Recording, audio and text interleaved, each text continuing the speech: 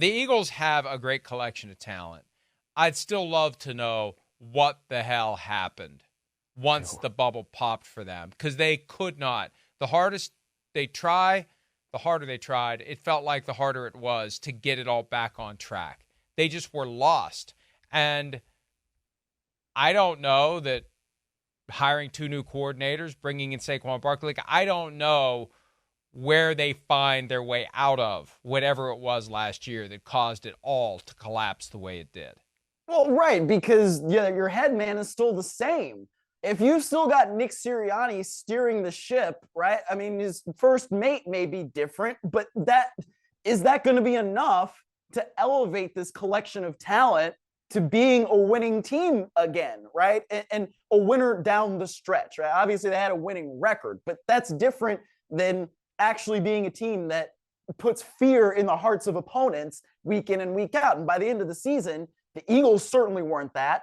I mean, it seemed like they didn't even believe in themselves. So that's where it's like, man, I don't know if Vic Fangio and Kellen Moore are really the recipe to make sure that something like last year doesn't happen again.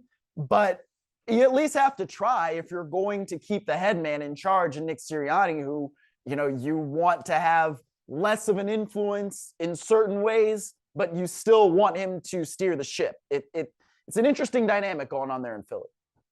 Whatever he said to owner Jeffrey Lurie in their end-of-season meeting was enough to get Lurie, despite that mask of exasperation, disgust, 20 different emotions in one that we saw when he was in the suite during the loss to Tampa Bay.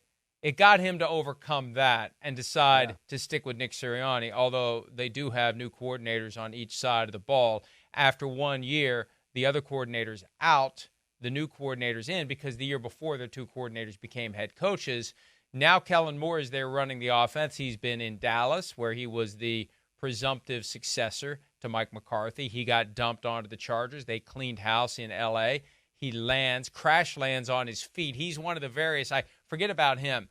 There's this group of coordinators that one team throws him out, another team rolls out the red carpet. Alex Van Pelt, Ken Dorsey, Luke Getsy, Kellen Moore is in that club.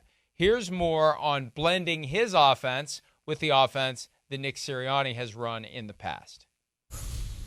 Yeah, I think everyone's got their different flavor from a systematic approach. I think our real focus here as we've gone through this process is, we got a lot of good going on, and we can't lose the good and the reps that, Jalen and AJ have developed and Dallas has developed, and this offensive line have developed, and how can we build off of those things and really connect the whole thing. And so that's been a really fun process. There'll be tweaks, there'll be changes.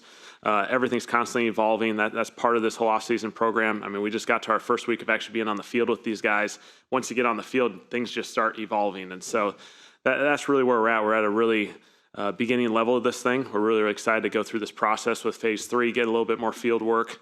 And then really when you get to training camps, when you can really hammer in the run game and the play action game and how all that stuff connects. Very basic aspect of coaching at the highest levels of the sport, but it gets overlooked all the time. The ego gets in the way of what's right for the team. The players dictate changes to your system, whatever your system is. Tony Dungy tells a story about looking for a new offensive coordinator in Tampa, and he would ask the candidates, what's your plan for using Mike Allstott and work done? And the answer was, well, they're going to have roles in my system.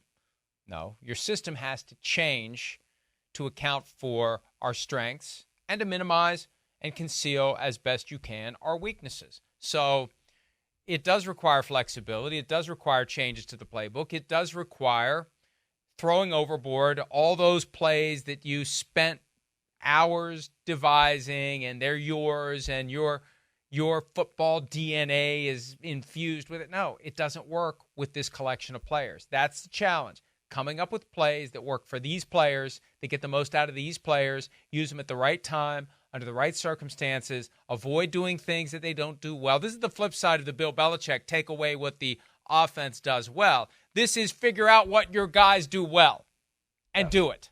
It's that simple.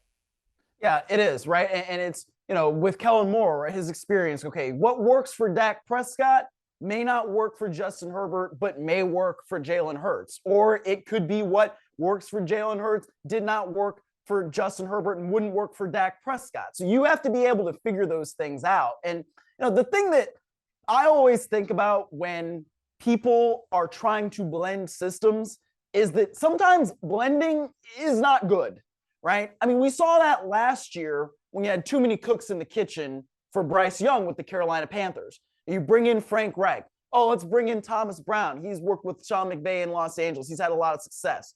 Oh, let's have Jim Caldwell in here as well. And, Josh McCown, and all these different guys are gonna blend up a smoothie that's gonna be so delicious. And, it tastes like poop. Like that's sometimes what happens. So I think, like, if you're going to blend something, let's make sure we're taking like a banana and a mango and not, I don't know, like 2 pieces of dog poo and like put, you know what I mean? Like you have to make sure that you're blending the right things and blending the right elements, because if you've got a guy who's calling plays and he's seeing something or he has to do something that he's not necessarily comfortable with, and we talk about systems and fitting players to system, but like there's a way to do it that works and there's a way to do it that doesn't work. So the Eagles better do it in a way that works, and they have to do it in a way that works early.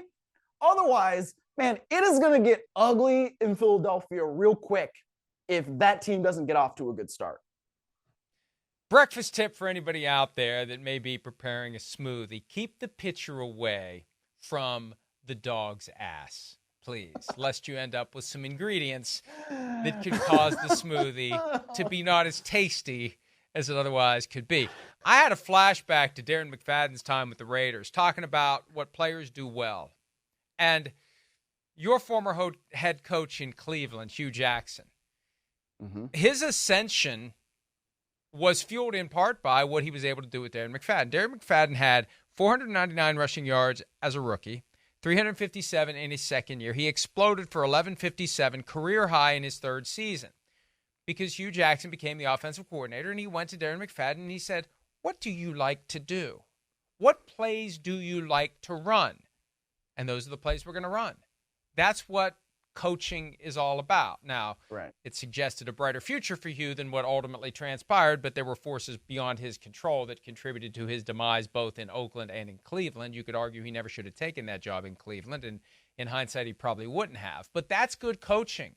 What do my players want to do? We typically want to do the things we're good at doing. I don't want to run this play where I get half a yard. I want to run the play where it can pop and off we go. And coaches who listen to their players and take that feedback from the guys who are on the field during a game, what's working?